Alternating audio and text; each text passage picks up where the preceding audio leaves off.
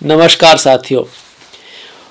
व्यक्ति का ऊपर जाना, ऊपर उठना मुश्किल है, पर उससे भी ज़्यादा मुश्किल है उस ऊपर जाकर उस सफलता को हासिल करके अपने रिश्तों को बनाए रखना, वहाँ से ना गिरना, उससे भी ज़्यादा महत्वपूर्ण है।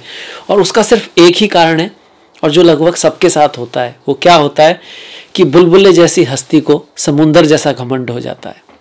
व्यक्ति अपने आप को बहुत बड़ा समझने लगता है और इस कारण वो ऐसी चीज़ों को इग्नोर करने लगता है जो वास्तव में छोटी नहीं है। वो अपनी गलतियों को माफ़ कर देता है। वो दूसरों को छोटी सी चीज़ के लिए बहुत बड़ी सज़ा देता है और यही उसके पतन का कारण बनता है। तो ऐसा कभी ना करें, हमेशा याद रखें, हम बड़े कितने ही हो जाएं, रहते बुलबुले ही हैं। इसी ज्ञान के साथ जो हमारे शास्त्रों से आया है, मैं हूँ आपके साथ डॉक्टर दिलीप और बहुत ही ज़्यादा महत्वपूर्ण वीडियो कुंभ राशि के लिए लेकर हाजिर हुआ हूँ। देखिए, कुंभ राशि शनि की राशि है। मेहनती लोग होते हैं, हार्ड वर्किंग लोग होते हैं। शनि आपके पहले भाव में ही चल रहा है, तो कुछ लोग कह रहे हैं कि आपकी 7.5 चल रही है, पर इसका कतई ये मतलब नहीं है कि वो 7.5 जो है वो खराब ही है। इस महीने काफ़ी सारी इवेंट आपके लिए अच्छे होने वाले हैं, वो भी गारंटी के साथ। कारण क्या है कि आपकी जो कुंडली के सबसे योग कारक ग्रह हैं वो चौथे भाव में गुरु के साथ बैठे हैं। कौन से आपकी कुंडली के सबसे योग कारक ग्रह हैं? वो हैं शुक्र। देखिए, जो शुक्र हैं वो आपके चौथे भाव में वृषभ राशि में गुरु के साथ बैठे हैं और गुरु आपके धन के भी मालिक हैं, लाभ के भी मालिक हैं। तो बहुत महत्वपूर्ण योग हुआ। इसके साथ आपकी जो पद प्रतिष्ठा सम्मान के जो स्वामी है वो कौन है? वो है मंगल। और वो कहाँ पर बैठे हैं? तृतीय भाव में, अपनी ही राशि में, पराक्रम के भाव में बैठे हैं। ये बहुत अच्छी शुभ स्थिति हुई। इसके साथ साथ राहु तो आपके धन के भाव में चल ही रहे हैं, जो धन का भाव है आपका, और केतु जो है वो आपके अष्टम भाव में कन्या राशि में, राहु कौन से में? मीन राशि में आपके गोचर कर रहे हैं। वहीं सूर्य की बात करो तो सूर्य आपके मिथुन राशि में आएंगे 15 तारीख को, और बुध जो है वो 14 तारीख को मिथुन राशि में आकर छत्र नाम का महापुरुष योग बनाएंगे पंचमेश पंचम में।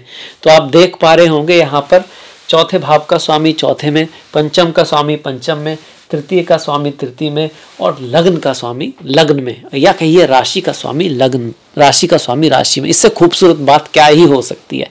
इसीलिए ये ऐतिहासिक महीना आपके लिए है, जिसका राशिफल लेकर मैं आपके सामने हाजिर हूँ।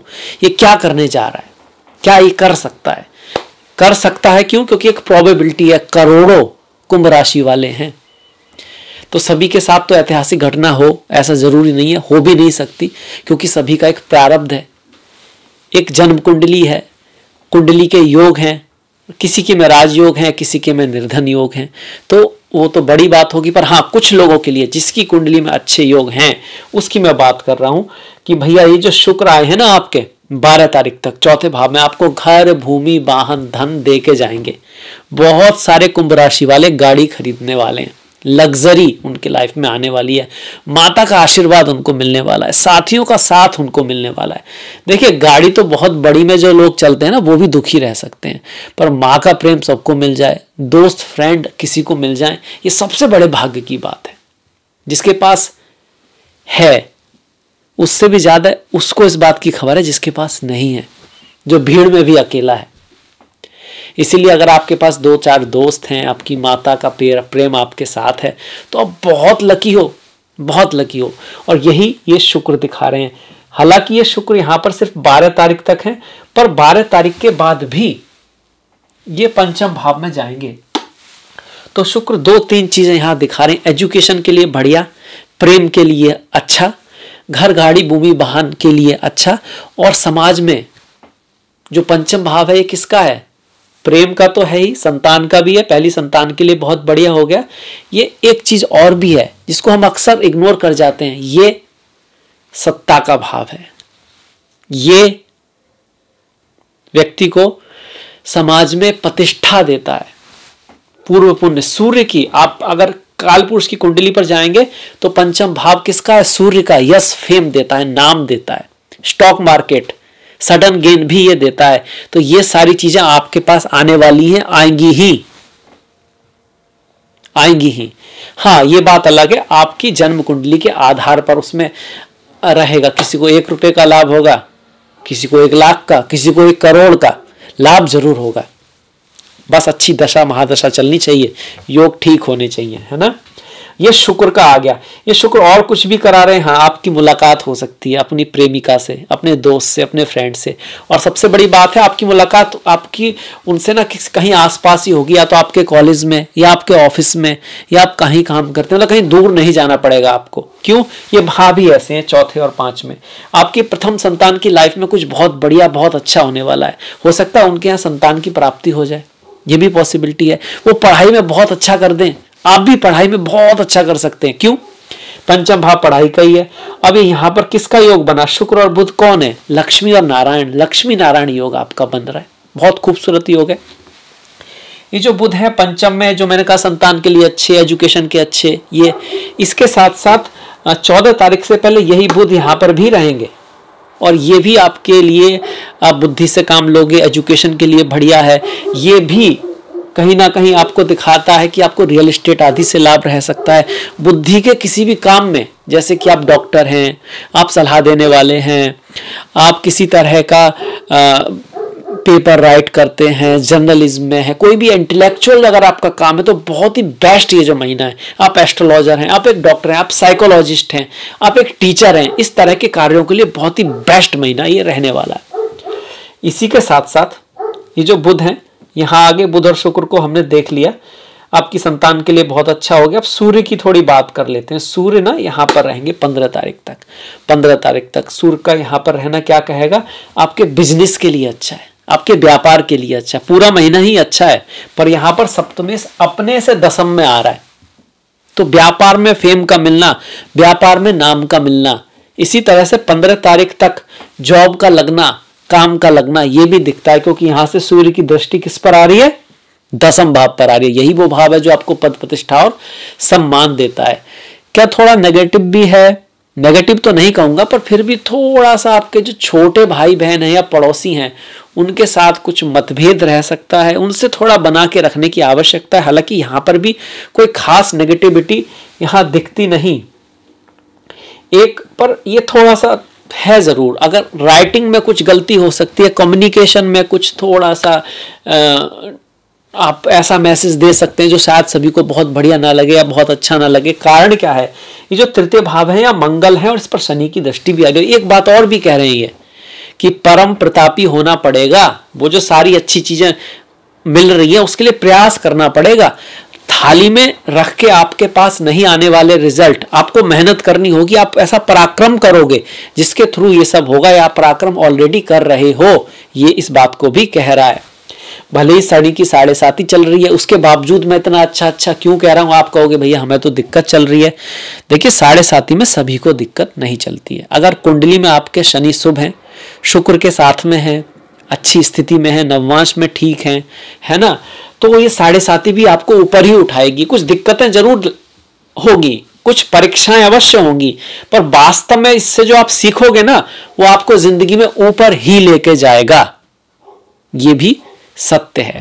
हाँ, अगर आपकी कुंडली में चंद्रमा थोड़े दिक्कत में हुए, शनि की दृष्टि चंद्रमा पर हुई, तो फिर थोड़ा दिक्कत की बात हो सकती है। उस केस में बजरंग बली हनुमान की पूजा करें, सेवा अवश्य करते रहें, गरीबों की, वृद्धों की, पिता की, माता की, गुरुजनों की, उनका जो आशीर्वाद है ना, वो आपको किसी भी श्राप से मुक्ति रखने की क्षमता रखता है।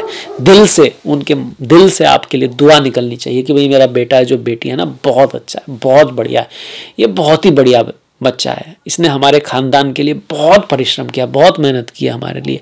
और आप देखना आपकी कुंडली में कितने भी दुर्योग क्यों ना हो, वो भी असर कम हो जाएगा। गणेश जी से जब कहा गया था ना पूरी संसार की परिक्रमा लगानी है, तो उन्होंने किसकी परिक्रमा लगाई थी? महादेव और पार्वती की, माता और पिता की। अब इसके बाद और क्या यहाँ पर है? 7.5 वाली बात तो आई गई। बाय चांस किसी का चंद्रमा खराब है तो शनि क्या कर सकते हैं? देखिए, पत्नी के साथ या पत्नी के स्वास्थ्य में कुछ दिक्कत, कार्य में थोड़ी देरी, डिले, प्रमोशन आदि का ना होना, ये सब आपको देखने में मिल सकता है। छोटे भाई से थोड़ा मतभेद। इसके साथ साथ राहु जो द्वितीय भाव में है, ये भी एक थोड़ा नेगेटिव एस्पेक्ट चल रहा है कि आपको वाणी का ख्याल रखना है। आपके परिवार में माता हैं, पिता हैं, बहुत बड़ा परिवार है, कहीं ना कहीं किसी की लाइफ में कुछ नेगेटिव रह सकता है।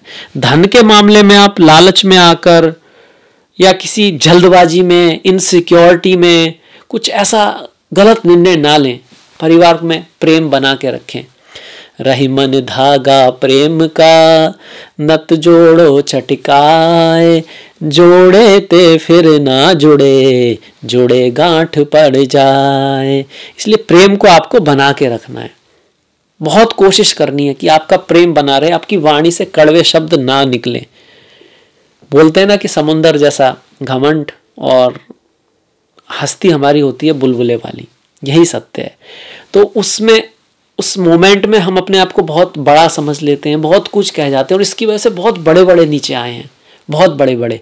इंद्र का ये जो उदाहरण मिलता है ना पुराणों में कि वो जो गलती करता है हर बार, ये इसी बात का सिंबलिज्म है कि पावर करप्ट्स। पावर आती है तो व्यक्ति का दिमाग खराब हो जाता है। आज जो साइड में बैठ के ये कह रहा है ना कि मैं ठीक हूं, मैं अच्छा हूं, जब उस पर पावर आएगी तो उसका भी देखना आप। पर अभी तो जो है उसी का है, इस बात का ख्याल जरूर रखना।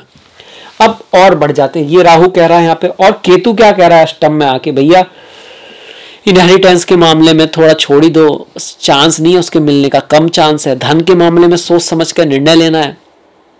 इन लॉज के साथ रिश्तों में थोड़ा सा ध्यान रखना है, देना ही देना है, सर्विस ही करनी है, त्याग ही करना है तो ठीक रहेगा।